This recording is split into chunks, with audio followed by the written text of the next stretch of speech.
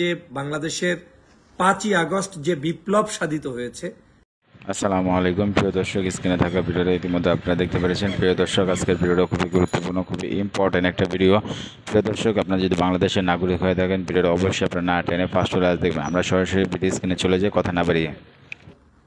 সেনাপ্রধান জেনারেল ওয়াকারুজ্জামান এবং ডক্টর মোহাম্মদ ইউনূস সাহেবকে বিতর্কিত করার জন্য কোনো একটি এজেন্ট হিসেবে কাজ করতে গিয়ে অথবা ভিন্ন কোনো উদ্দেশ্য নিয়ে তাদের বিরুদ্ধে উঠে পড়ে লেগেছে।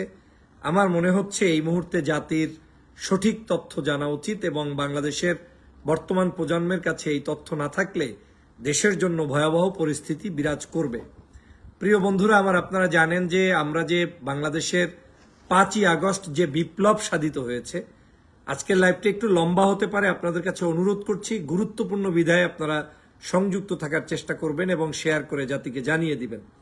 আপনারা জানেন যে 5ই আগস্ট আমরা যে স্বাধীনতা অর্জন করেছি, এই স্বাধীনতা অর্জনের জন্য সমগ্র বাংলাদেশের নাগরিক, ছাত্র, শিক্ষক, সুধী, বারবার বলেছি, সবাই মিলে সকল রাজনৈতিক দলের প্রচেষ্টায় সম্পাদিত হয়েছে।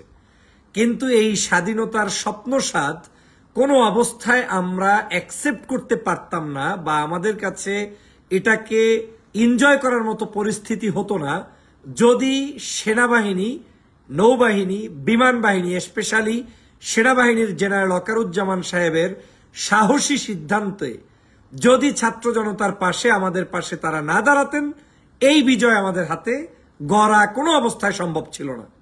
যদি একটু ইতিহাস পড়েন, যদি একটু বাস্তবতা দেখেন, পৃথিবীর যে কোনো জায়গায় যখনই কোনো সাংবিধানিক ক্রাইসিস শুরু হয়, সেই জায়গায় আপনাকে যে কোনো একটা জায়গায় উঠতে গেলে আপনাকে একটা মাধ্যম ব্যবহার করতে হবে।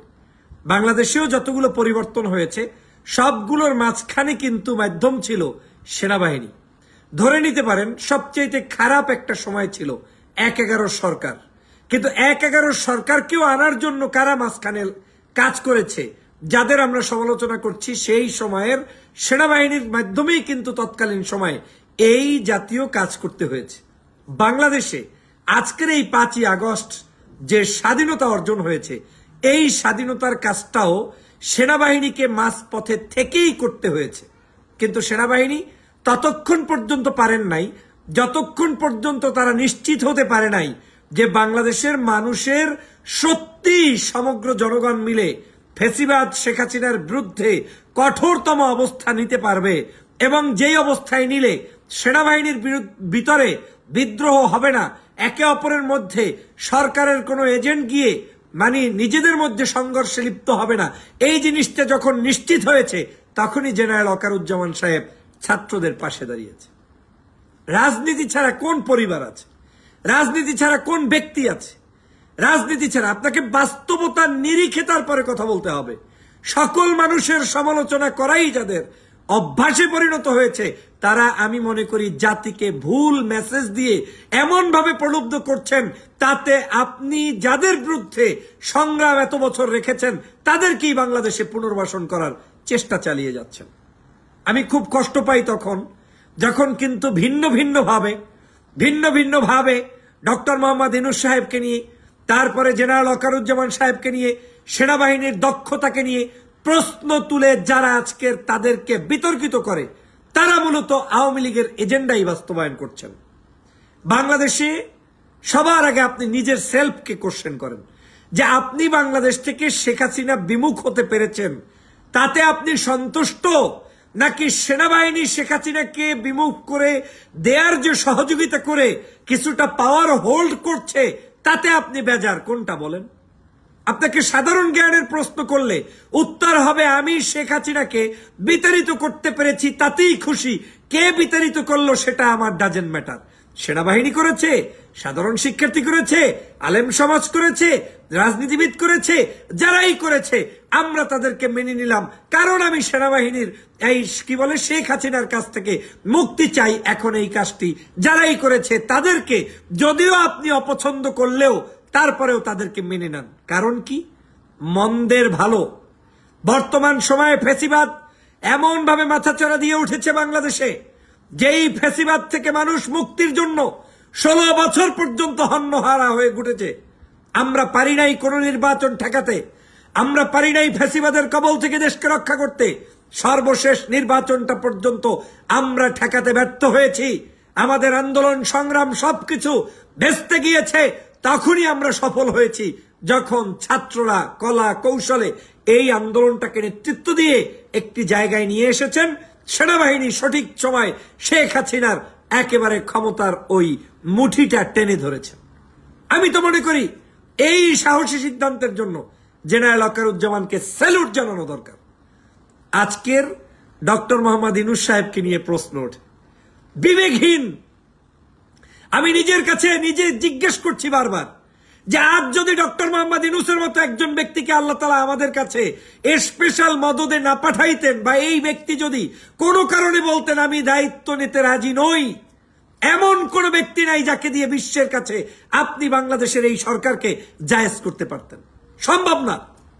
ডক্টর মোহাম্মদ ইউনূসের ব্যক্তিত্ববোধের কারণে, বিশ্ববরণ্য একজন ব্যক্তি হওয়ার কারণে, নোবেল লরিয়েট হওয়ার কারণে ডক্টর মোহাম্মদ ইউনূসকে আজকের সমগ্র পরাশক্তিগুলো আজকের বেছে নিয়েছে, মেনে নিয়েছে। কারণ আপনি যতই বলেন অসাংবিধানিক সরকার, আমি যতই বলি অসাংবিধানিক সরকার, এই ফ্যাসিস্ট সরকারকে তারা তো একটা না একটা ছুতা দিয়েই সরকারে ছিল। তাদের নির্বাচনগুলো একটা না একটা পদ্ধতি দিয়ে তো করেছিল। সেই পদ্ধতিগুলোকে চূড়ান্তভাবে বাংলাদেশ থেকে নির্মূল করতে এমন একজন ব্যক্তিত্ববান ব্যক্তির নেতৃত্ব প্রয়োজন ছিল, যাকে দেখলে বিশ্বের সবাই মিলে স্যালুট করে। সেনি হচ্ছেন ডক্টর মোহাম্মদ ইউনূস। আপনি ডক্টর মোহাম্মদ ইউনূস সাহেবকেও বুড়া ধুরা এইটা সেটা বিভিন্নভাবে অপদস্থ করে মন্তব্য করার আমি পক্ষপাতী নই। তার বিরুদ্ধে যারা এখন কথা বলে, আমি মনে করি তারা বাংলাদেশের এই জুলাই বিপ্লবকেই অস্বীকার করে, মানতে পারছে না কোনোভাবে যে এত সহজে কেন বিপ্লব হয়ে গেল। কারণ এত সহজে বিপ্লব তো চাই নাই। এত সহজে বিপ্লব হলে তো আমার কন্টেন্ট বন্ধ হয়ে যাবে, এত সহজে বিপ্লব হলে তো আমার ভিডিও বন্ধ হয়ে যাবে, লাইভ বন্ধ হয়ে যাবে। এই ধান্দাবাজি চিন্তা চেতনা যারা লালন করেন, তাদের কারণে আমি মনে করি বাংলাদেশটা আবার রসাতলে যাওয়ার সম্ভাবনা রয়েছে। আমি কয়েকটা পয়েন্ট সেনাবাহিনীর কারা আজকের এই বিষোদ্গার শুরু করে দিয়েছে সেটা জাতিকে জানানোর জন্য আপনাদের সামনে গভীর রাত্রে এই লাইভে উপস্থিত হয়েছি। সবাই এটাকে শেয়ার করে দিবেন এবং আমি মনে করি এখান থেকে আমাদের একটি অ্যানালাইসিস আমরা বের করতে পারবো যে আসলে বাংলাদেশ কোন ক্রাইসিসে ছিল, কিভাবে দেশটাকে উদ্ধার করেছে। একজন ব্যক্তিকে দেখলাম, আমি কখনো ব্যক্তির নাম নিয়ে কোথাও কোনো সময় টক শো অনলাইনে আমি আওয়ামী লীগ ছাড়া আমি কাউকে প্রতিপক্ষ মনে করি না। বিধায় আমি আবারও বলছি, আমার এই বক্তব্য থেকে আপনারা জাজ করে নেবেন, বুঝে নেবেন। শিক্ষার পয়েন্ট থাকলে অ্যাকসেপ্ট করবেন, সমালোচনার পয়েন্ট থাকলে আপনি আমার বিরুদ্ধে এখানেই কমেন্টস করবেন। বাংলাদেশে 16 বছরে শেখ হাসিনা এমন পরিস্থিতি সৃষ্টি করেছে যে পুলিশ ডিপার্টমেন্ট পর্যন্ত ধ্বংস করে দিয়েছে। একজন ব্যক্তিকে অতিরঞ্জিত বক্তব্য দিতে গিয়ে, সেনাবাহিনীকে বিতর্কিত করতে গিয়ে দেখলাম ইউটিউবে যে বক্তব্যের একটা জায়গায় গিয়ে বলছেন যে সেনাবাহিনী কেন পুলিশকে, পুলিশের কাজগুলো কেন সেনাবাহিনী করছে, অথচ ব্যক্তির মাথায় নাই যে সমগ্র বাংলাদেশের পুলিশ এমন ভাবে ভেঙে পড়েছে যে এদেশে ডাকাতি শুরু করে দিয়েছিল আওয়ামী লীগ। এদেশের টোকাই লীগগুলো বিভিন্ন জায়গা থেকে আমাদের দেশের মানুষের নিরাপত্তা বিঘ্নিত করা শুরু করে দিয়েছিল। সেই সময় পুলিশের পক্ষ থেকে আহ্বান এসেছে, আমাদেরকে যদি নিরাপত্তা দিয়ে থানাগুলোতে দায়িত্ব পালন করতে সহযোগিতা না করা হয় তাহলে আমরা যেতে পারছি না। তখনই সেনাবাহিনী তাদের পাশে দাঁড়িয়েছে। সমস্যাটা কোথায়? সেনাবাহিনী আমার দেশের ট্যাক্সের টাকায় চলে, আপনার টাকায় তার বেতন হয়। দেশে বিদেশে যারা আমরা আজকে রেমিটেন্স যোদ্ধা থেকে শুরু করে রাজনীতিবিদ যারা আছি, তাদের সকলের সহযোগিতায় এই সেনাবাহিনী চলে। তিনি দেশের প্রয়োজনে পুলিশ ডিপার্টমেন্টের পাশে দাঁড়াতে পারবেন না? পুলিশ ডিপার্টমেন্টকে সাজাতে সাহায্য করতে পারবেন না? যদি তা নাই করেন তাহলে মাত্র কয়েকদিন স্বাধীনতা দিয়েছিল আওয়ামী লীগকে। গোপালগঞ্জের কি পরিস্থিতি হয়েছে দেখেছেন তো আপনারা। সমগ্র বাংলাদেশের পরিস্থিতি আওয়ামী লীগ সেইভাবেই করত। আপনারা কি তাহলে সেটাই চান? সেনাবাহিনীর ক্ষমতা না থাকলে প্রত্যেকটি থানায় থানায় জেলায় জেলায় এক একটা গোপালগঞ্জ তৈরি করবে শেখ হাসিনা। আপনি কি তাহলে সেটা চান? তাহলে সেনাবাহিনী পুলিশকে সহযোগিতা করে সারা বাংলাদেশের পুলিশের সেটআপটা নতুন করে নিয়ে এসেছে। এটা জাতির জন্য আমি মনে করি চরম একটি গুরুত্বপূর্ণ দায়িত্ব তারা পালন করেছে। তারা জননিরাপত্তা, নিজেদের নিরাপত্তাহীন, তারা নিজেদেরকে শত্রুর সামনে মোকাবেলা করতে, তারপরে তারা দাঁড়িয়ে গিয়েছে, জীবনের মায়া করে নাই। জেনারেল ওয়াকারুজ্জামানের নেতৃত্বে তারা সেই কাজটি করেছে। খারাপ কি করেছে? সারা বাংলাদেশের এই ফ্যাসিবাদ পতনের পরে প্রথম যেই বন্যা হলো ফেনীতে, এই ভয়াবহ বন্যায় আমি নিজে গিয়েছি, আমি নিজে আপনাদের সহযোগিতার দান পৌঁছাতে গিয়েছিলাম, দেখেছি। আমরা পারিনি গভীর থেকে গভীরতম জায়গায়, এমন এমন জায়গা যেখানে কারো পক্ষে যাওয়া সম্ভব না, সেনাবাহিনী, নৌবাহিনী, বিমান বাহিনী তারা গিয়ে সাহায্য করেছে। আপনি যদি বলেন তাদেরকে ব্যারাকে বসে থাকতে হবে, তাহলে ওয়াই আমাদের এই সেনাবাহিনী এবং বিমান বাহিনী, নৌবাহিনীর আমার প্রয়োজনটা কিসের? তারা তো আমার দেশের ক্রাইসিসে দায়িত্ব পালন করবেন, দায়িত্ব পালন করতে দিবেন না। আবার দায়িত্ব পালন করলে আবার পিছনে গিটগিড়ি বাজাবেন আর বলতে থাকবেন যে কি জানি উদ্দেশ্য আছে। এই এত চিন্তা করলে তো দেশকে আপনি চালাতে পারবেন না, সামনে নিয়ে যেতে পারবেন না। সামনে নিয়ে যেতে হলে বৃহত্তর হৃদয় লাগবে, প্রশস্ত মন লাগবে, মানুষের উপরে বিশ্বাস লাগবে। আপনি যখন একজনকে উদ্দেশ্য করে বলেন জেনারেল ওয়াকারুজ্জামান আওয়ামী লীগের আত্মীয়, অমুকের আত্মীয়, কারো আদর্শ নাকি মুহূর্তেই চেঞ্জ হয় না, ভালো কথা। তাহলে যারা এটা বলে তারা আজকে আপনার পক্ষে আমার পক্ষে যখন বক্তব্য দিয়ে জাতিকে উদ্বুদ্ধ করে কিংবা উস্কানি দেয়, তাদের রাজনৈতিক ব্যাকগ্রাউন্ড কোথায়? 2013 সালে আপনার কি ভূমিকা কি? তার আগে রাজনৈতিক ব্যাকগ্রাউন্ড আপনি কি? তাহলে আপনি যদি মনে করেন যে আমি অমুক সালে আওয়ামী লীগ করার পরেও দেশের প্রয়োজনে এখন জামাত হয়ে গেছি, বিএনপি হয়ে গেছি, কিংবা ভালো মানুষ হয়ে গেছি, তাহলে এটা যদি জাতির কাছে অ্যাকসেপ্টেবল হয়, তাহলে কেন জেনারেল ওয়াকারুজ্জামান সাহেব আওয়ামী লীগের আত্মীয় হওয়া সত্ত্বেও দেশের প্রয়োজনে, দেশের মানুষের জন্য তিনি যখন ভূমিকা পালন করেছেন, সেটা আমরা প্রশংসা করব না? কেন করব না? অবশ্যই করা উচিত। এবং যারা করবে না, আমি মনে করি তাদের মতলব ভিন্ন রয়েছে। প্রিয় বন্ধুরা আমার, আজকের এই পুলিশ ডিপার্টমেন্টকে সহযোগিতা করার জন্যই আজকের এই সেনাবাহিনী সাহায্য করছে। কিন্তু আজকের এখানেও সেনাবাহিনীর পিছনে লাগানোর জন্য একদল বসে আছে, কন্টেন্ট ক্রিয়েট হচ্ছে, বারবার দোষারোপ হচ্ছে। সেনাবাহিনী কেন পুলিশ? সেনাবাহিনী যদি আগামীকালকে উঠে যায়, আগামীকালকের এই আওয়ামী লীগ, ছাত্রলীগ, যুবলীগ, গুন্ডা লীগ এবং মাফিয়া লীগ, তারা আজকের সমগ্র দেশটাকে ধ্বংস করে ফেলবে।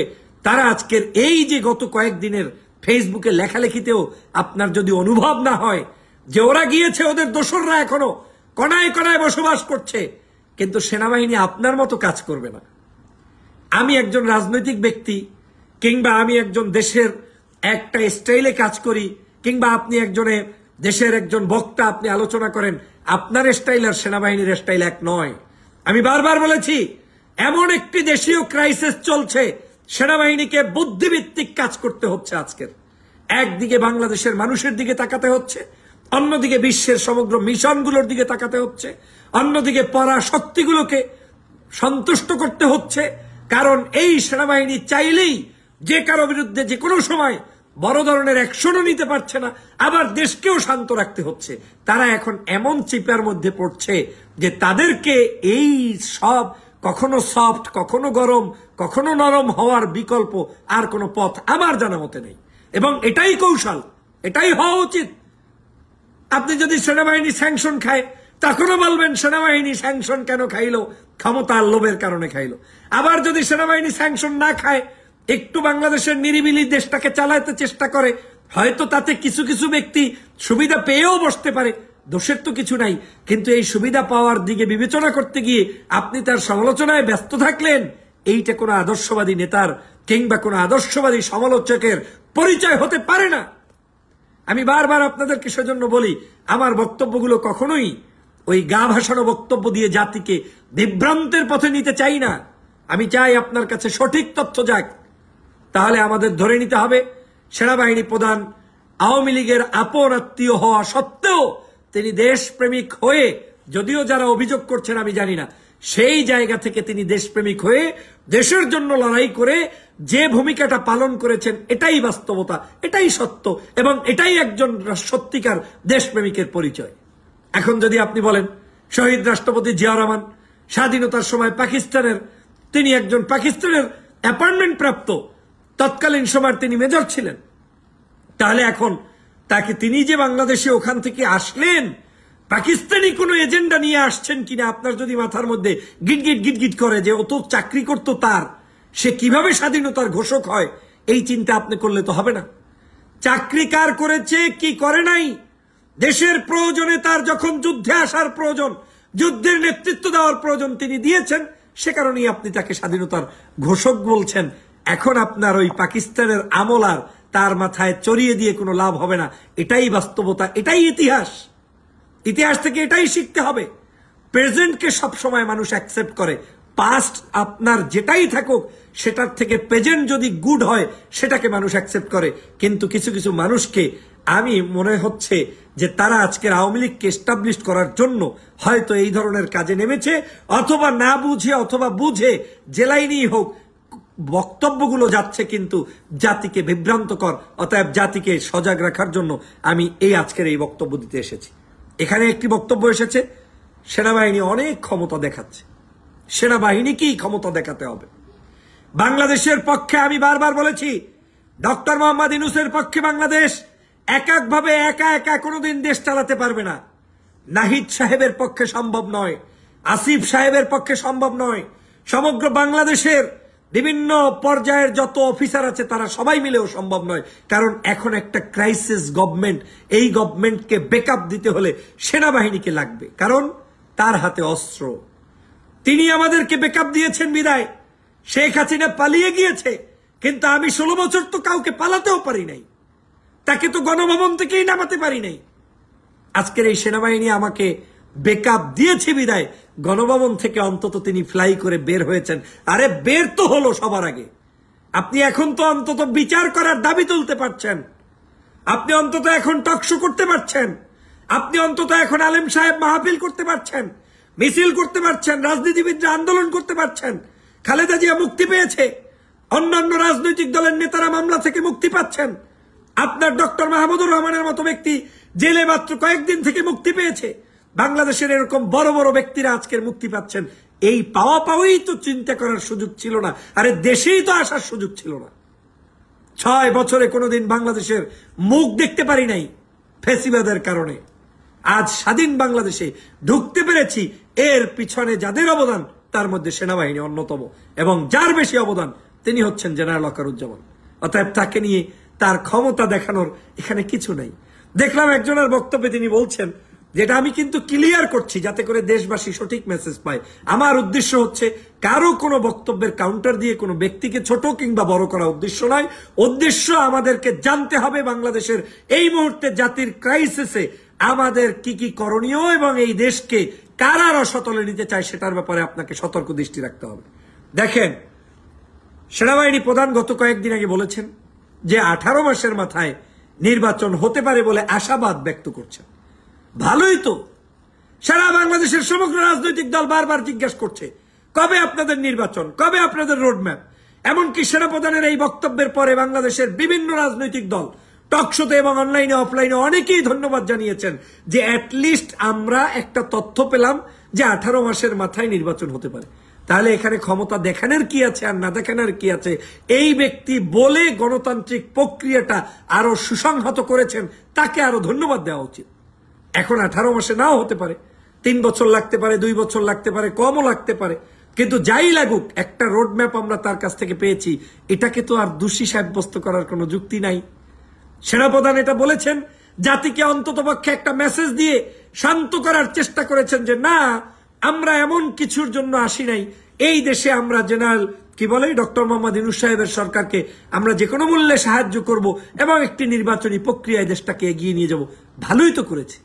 তাহলে সেখানে দোষ খোঁজার আমাদের কি আছে যে আমাদেরকে তার পিছনে দোষ খুঁজতেই হবে? সেনাবাহিনীকে নিয়ে সংবাদপত্রের প্রচারণা নাকি অতিরঞ্জিত হচ্ছে। বাংলাদেশে স্বাধীনতার পর এখন পর্যন্ত যতগুলো মিডিয়া চলেছে আমি কোনোদিন বিটিভিতে দেখি নাই কোন হুজুর দলের, আলেম দলের, ইসলামের দলের, অন্যান্য সামাজিক সংগঠনের নিউজ একেবারে স্বাধীনভাবে প্রচার হতে আমি দেখি নাই। এই প্রথম বিটিভি, যেই বিটিভিকে এখন অনেকেই বলে সাধারণ টিভির মতো তারা আচরণ করা শুরু করে দিয়েছে। বাস্তব কথা, প্রত্যেকটা নিউজ তারা করছে। তাহলে সেনাবাহিনীর নিউজ কেন থাকবে না? সেনাবাহিনী তারা আজকের সমগ্র জায়গায় মানুষের জন্য ঘরবাড়ি নির্মাণ করছে, বন্যার্তদের পাশে দাঁড়াচ্ছে, রাস্তায় তারা ট্রাফিকিং করছে, পুলিশ বাহিনীকে সাহায্য করছে। তাহলে তার নামে পত্রপত্রিকায় এবং জাতীয় নিউজ হলে এত অস্থিরতার কি আছে? তাদের নামে তো হতে হবে, তাদেরকে তো আরো উৎসাহ দেওয়া দরকার যে না, আপনারা আমাদের এই কাজগুলো শান্ত শিষ্ট সুন্দরভাবে করছেন এবং আপনাদেরকে করতেই হবে। হ্যাঁ, সেনাবাহিনী ব্যারাকে তখনই ফিরে যাবে যখন বাংলাদেশের একটি গণতান্ত্রিক প্রক্রিয়ার নির্বাচন পদ্ধতি আবিষ্কার হবে এবং এই দেশ শান্ত হবে, এই দেশের মানুষ দেশটাকে একটা সিস্টেমেটিক জায়গায় নিয়ে আসবে। তখন সেনাবাহিনী আপনার বলা লাগবে না, এমনিই চলে যাবে। আর যখন নির্বাচন হবে, নির্বাচন পরবর্তী সরকার তো এমনি সেখানে সেনাবাহিনী তো রাখার প্রশ্নই আসে না। তাহলে এত অস্থিরতা তো আমাদের কোনো জায়গায় প্রয়োজন নেই, বরং এই অস্থিরতাগুলো দিয়ে জাতিকে আমি মনে করি ভুল মেসেজ দিয়ে জাতিকে বিভ্রান্ত করা হয়, যেটা আমাদের জন্য এবং সেনাবাহিনীর জন্য এবং এই সরকার এবং জনগণের মধ্যে একটি বিভাজন তৈরি করে বিরোধী এবং বর্তমান যারা বিরোধী, বিশেষ করে আওয়ামী অপশক্তিকে শক্তিশালী করে দেওয়া হচ্ছে। সেনাবাহিনী আমার শত্রু নয়, সেনাবাহিনী আমার বন্ধু। আপনাকে প্রশ্ন করি, আজকে যদি কোনো সেনাবাহিনী আজকে এই মুহূর্তে সিদ্ধান্ত নেয় যে আমরা এই বাংলাদেশ নিয়ে কিছু ভাবছি না, পারবো না, কিছু করবো না, আপনি এমন কোন শক্তি নাই যা নিয়ে আপনি এই মুহূর্তে দেশটাকে গড়ে তুলতে পারবেন। গৃহযুদ্ধ লেগে যাবে, একজন আর একজনের কথা শুনবে না, মারামারি পিটাপিটির মধ্যে সমগ্র দেশ নিমজ্জিত হবে। মাত্র 1.5 মাস আপনি স্বাধীনতা পান নাই, এখন পর্যন্ত বাংলাদেশের জাতীয় রাজনৈতিক দলগুলো ঐক্যবদ্ধভাবে একটি প্ল্যাটফর্ম কিংবা জাতীয় ইস্যুতে কথা বলতে পারে নাই। প্রত্যেকে যার যার কাজ নিয়ে ব্যস্ত। বক্তব্যগুলো এমন ভাবে হচ্ছে যে এই বক্তব্যগুলোর মধ্য থেকে নতুন নতুন করে এক একটা সমস্যার তৈরি হচ্ছে। এগুলো নিয়ে ফেসবুকে লেখালেখি হচ্ছে, যেখানে জাতীয় ঐক্য দরকার সেখানে আপনি অনৈক্যের মধ্যে সেনাবাহিনীকে ব্যারাকে ফিরিয়ে দিবেন। এই ধরনের উদ্ভট চিন্তা করে জাতিকে বিভাজন করা হচ্ছে এবং জাতির কাছ থেকে এই জুলাই বিপ্লবকে কেড়ে নেওয়ার ষড়যন্ত্র চলছে। আজকের সেনাবাহিনীকে ম্যাজিস্ট্রেসি পাওয়ার দেওয়া হয়েছে কেন? আপনারা দেখেছেন নিশ্চয়ই, গত কয়েকদিন পূর্বে ম্যাজিস্ট্রেসি পাওয়ার দেওয়ার পরে সারা বাংলাদেশের আইন শৃঙ্খলার কি উন্নতি হয়েছে। আর গত প্রায় 1 মাস আগে যখন তাদের ম্যাজিস্ট্রেসি পাওয়ার ছিল না, পুলিশ বাহিনীও একেবারে ভেঙে পড়েছে, সেই অবস্থায় বাংলাদেশের আইন শৃঙ্খলা কেমন ছিল? তাহলে ম্যাজিস্ট্রেসি পাওয়ার দেওয়ার কারণে উপকার হয়েছে শুধু তাদেরকে না, নৌবাহিনী বিমান বাহিনী সবাইকে দেওয়ার কারণে সুবিধা হয়েছে। ইনস্ট্যান্ট আপনার বিচার করা যাচ্ছে, চোরগুলোর বিচার করা যাচ্ছে, ডাকাতগুলোর বিচার করা যাচ্ছে, তাদেরকে অ্যারেস্ট করা যাচ্ছে। যারা এই সন্ত্রাসী কর্মকাণ্ড করছে তাদেরকে আজকের যে কোনো জায়গায় যে কোনো মুহূর্তে আজকের সেখানে সুন্দরতম কাজ করা যাচ্ছে। অতএব সেনাবাহিনী কি ম্যাজিস্ট্রেসি পাওয়ার দিলে আপনাদের এত জ্বলে কেন? শরীরের মধ্যে কামড়ায় কেন? সেনাবাহিনী না থাকলে বাংলাদেশের স্বাধীনতা আজকে অর্জন করতে পারতাম না, আর সেই সেনাবাহিনীকে নিয়ে এত চুলকানি কেন? অবাক লাগে। সেজন্য বলছি, যদি এই সেনাবাহিনী চাইতো যে আমাকে ক্ষমতা রাখতেই হবে, তাহলে 5ই আগস্টই পারত, এত কান্নাকাটি লাগতো না। আর তখন জনগণ এটা অনেক অংশে মেনেও নিত, কারণ জনগণ হাসিনার কাছ থেকে মুক্তির জন্য হাঁসফাঁস ছেড়েছে। যে কোনো মূল্যে মুক্তি চাই, যে আসো বাবা, আল্লাহর রাস্তায় আমাকে বাঁচাও, তাই নয় কি? তাহলে সেনাবাহিনী সেদিন আপনার হাত থেকে মার্শাল্লাহ জারি করলো না। আজকের সেনাবাহিনী বাংলাদেশ বিনির্মাণের জন্য কাজ করছে। আপনার শরীরের মধ্যে, আমাদের কিছু কিছু ভাইয়ের মধ্যে কিংবা কিছু কিছু কন্টেন্ট ক্রিয়েটরের মধ্যে জলাজলি শুরু হওয়ার কারণটাই আমার কাছে বুঝে আসে না। এটা কি রোগ, নাকি এটা সত্যি আপনি জাতির জন্য কিছু বলছেন, নাকি সত্যি জাতিকে কোনো একটা ভিন্ন এজেন্ডা বাস্তবায়নের জন্য এই ধরনের বক্তব্য আমরা ছুটছি? এটা আমাদেরকে ভাবতে হবে এবং জাতির কাছে ক্লিয়ার হতে হবে। প্রিয় সহযোদ্ধা ভাইয়েরা, আজকের সেনাবাহিনী আমাদের এই ম্যাজিস্ট্রেসি পাওয়ারের মধ্য দিয়ে বাংলার মানুষকে আজকের সত্যিকার অর্থে সঠিকভাবে নেতৃত্ব দিতে পারছেন এবং নেতৃত্ব দিচ্ছেন এবং তারা আজকের কাজ করে যাচ্ছেন।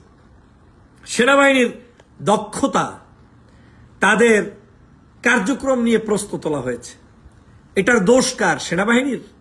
সেনাবাহিনীর আর্মস নাই কেন? সেনাবাহিনীর আপনার ভালো ভালো ট্রেনিং সামগ্রী নাই কেন? নৌবাহিনীর নাই কেন? বিমান বাহিনীর নাই কেন? কার দোষ? এটা সমগ্র দোষ হচ্ছে গত 16 বছর যারা চুরি করেছে, ডাকাতি করেছে, অন্যায় করেছে, সেই শেখ হাসিনার দোষ। আপনি কেন জেনারেল ওয়াকারুজ্জামানকে দোষী সাব্যস্ত করছেন? 1.5 মাস ক্ষমতায় আসে নাই, অর্থ সম্পদ সব লোপাট করা, এদেশে এখন পর্যন্ত কোন সরকার সুন্দরভাবে বসতে পারে নাই। তার আগেই আপনি এদেরকে এস্টাবলিশ করবেন, বিমান কিনে দিবেন, এই যুদ্ধ সামগ্রী কিনবেন। কি কোত্থেকে কিনবেন? কে কিনে দেবে আপনাকে? কমন সেন্স নাই? এই জিনিসগুলো করার জন্য যেটা দরকার, সেটার জন্য দরকার হচ্ছে একটি সরকার, যেই সরকার আসলে উদ্যোগ নিয়ে বাজেট নিয়ে সেটা করবে। এদেশে তো তাও আবার করতে গেলে সমস্যা, ভালো কিছু কিনতে গেলে আবার সরকারের মধ্যে অনেকের টেনশন ঢুকে যায়। সেনাবাহিনীর এত শক্তিশালী করার প্রয়োজন কি? যদি সেনাবাহিনীকে এত কিছু কিনে দেই তাহলে আবার পাওয়ার টাওয়ার চলে যায় কিনা? তো সবই তো আমরা সমালোচনা করি। আমরা যখন এই ধরনের সমালোচনা করি, বিবেকের কাছে প্রশ্ন তুলুন। এরকম করেই তো 16 বছর পর্যন্ত সেনাবাহিনীকে, কিংবা আপনাদের বক্তব্য অনুযায়ী যারা এই ধরনের সমালোচনা করছেন, যদি এটা সত্য হয় যে তারা শক্তিশালী কেন নয়, তাহলে সত্যটা তো শেখ হাসিনার কারণে শক্তিশালী হতে পারে নাই, কারণ তিনি কিনতে দেয় নাই, তিনি শক্তিশালী বানায় নাই। সেটার জন্য জেনারেল ওয়াকারুজ্জামানকে দোষী সাব্যস্ত করা, আমি মনে করি এটা এক ধরনের অসুস্থতা ছাড়া আর কিছুই হতে পারে না। আজকে সেনা, নৌ, বিমান, আমাদের এই ভাইয়েরা আমার দেশকে রক্ষার জন্য চেষ্টা করে যাচ্ছে। আমি সবসময় বলছি, আমি একজন কঠোর সমালোচক। আপনারা আমার টক শো, লাইভ, অনলাইনে, অফলাইনে বিভিন্ন জায়গায় দেখেছেন, পেজগুলোতে দেখেছেন। এই কট্টর সমালোচক ব্যক্তি যখন সত্যের প্রয়োজনে, দেশের প্রয়োজনে সব সমালোচনাগুলোকে আমি অ্যাকসেপ্ট না করে পজিটিভ বক্তব্য দিচ্ছি, এটার দ্বারা আমার উদ্দেশ্য হচ্ছে বাংলাদেশকে রক্ষা করা, স্বাধীনতাকে রক্ষা করা। আর যখন সমালোচনা করেছি তখনও উদ্দেশ্য ছিল বাংলাদেশকে রক্ষা করা, স্বাধীনতা রক্ষা করা। আজ বাংলাদেশের কঠিনতম সময়ে সেনাবাহিনীকে শত্রু বানিয়ে এই ধরনের বক্তব্য জাতির কাছে উপস্থাপন করে বরং আওয়ামী লীগের উপকার করছেন। কারণ সেনাবাহিনী থাকলে এখন আওয়ামী লীগের গোপালগঞ্জ ঠান্ডা হয়ে যাচ্ছে। সেনাবাহিনী থাকলে বিভিন্ন জায়গায় ওদের চোর, চাপটা, গুন্ডারা ইতিমধ্যেই বন্ধ হয়ে যাচ্ছে। অনেক কাজ ওরা বন্ধ করে ফেলেছে, ওরা আর পারছে না লাফাঙ্গা করতে। আর সে কারণেই আপনাদের কষ্ট হচ্ছে। দুই এক ভাইকে কয়েকদিন আগের একটা ভিডিওতে দেখলাম, গার্মেন্টসের আন্দোলন করছে, সেই আন্দোলনের উপরে সামান্যতম বল প্রয়োগ কেন ডক্টর ইউনূস সাহেবের সরকার করলো, কিংবা ওই যে আনসার বা অন্যদের, তা নিয়েও তাদের জ্বালাপালা। বাপরে বাপ, বল প্রয়োগ না করলে বাংলাদেশের ইতিহাসে কোনো আন্দোলন কোনো সময়, আপনার যে কোনো ধরনের ভালো হোক মন্দ হোক, প্রত্যেকটা আন্দোলনের ইতিহাসে কোন সরকার আপনার বল প্রয়োগ করে নাই? এই সরকার এখন যে বল প্রয়োগ যাদের উদ্দেশ্য করছে, আপনার উদ্দেশ্য বুঝতে হবে।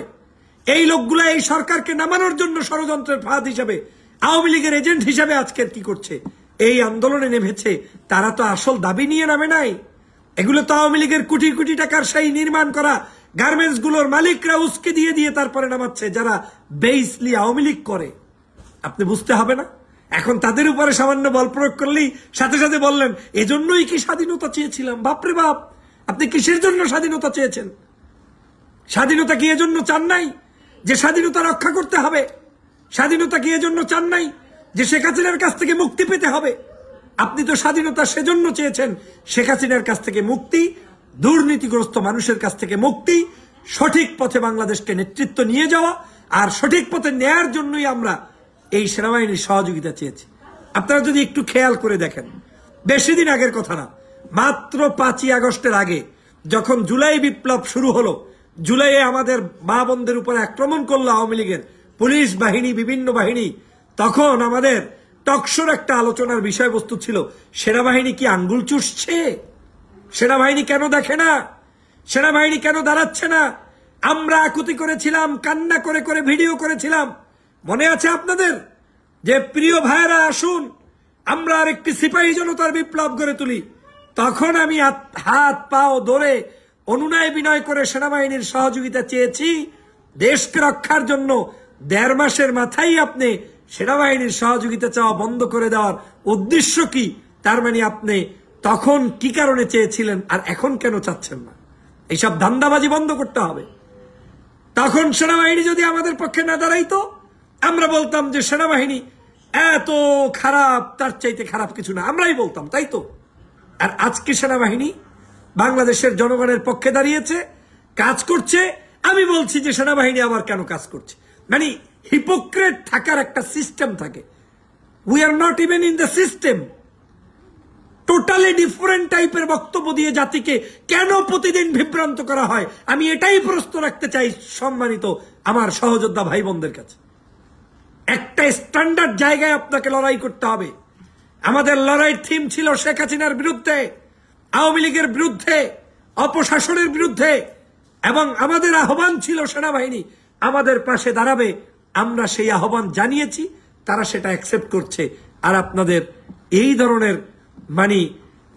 এই ধরনের চিন্তা কেন আসে এবং কারা এগুলো উস্কে দেয়? এই উস্কে দেওয়া পাবলিকগুলোকে আজকের সবাইকে আমাদের বুঝতে হবে এবং তাদের সকল ধরনের ষড়যন্ত্রের ব্যাপারে আমাদের সজাগ দৃষ্টি রাখতে হবে। হতে পারে আলোচনার ধরন ভিন্ন হতে পারে, ব্যক্তির ভিন্ন চিন্তা থাকতে পারে, কিন্তু বাস্তবতা হচ্ছে এই সেনাবাহিনী প্রধান কিংবা সেনাবাহিনী ছাড়া বাংলাদেশের স্বাধীনতা রক্ষা করা সম্ভব নয়। বহিঃশত্রুর মোকাবেলার একটা প্রশ্ন এসেছে যে বহিঃশত্রু মোকাবেলায় থাকবে সেনাবাহিনী, তারা কেন ইনসাইড নিয়ে কাজ করছে? প্রিয় দর্শক, স্ক্রিন থাকা ভিডিওটা ইতিমধ্যে দেখতে পেরেছেন। ভিডিওটা খুবই গুরুত্বপূর্ণ ছিল। ভিডিওটা শেয়ার করে দেবেন। ভালো থাকবেন, সুস্থ থাকবেন। আল্লাহ হাফেজ।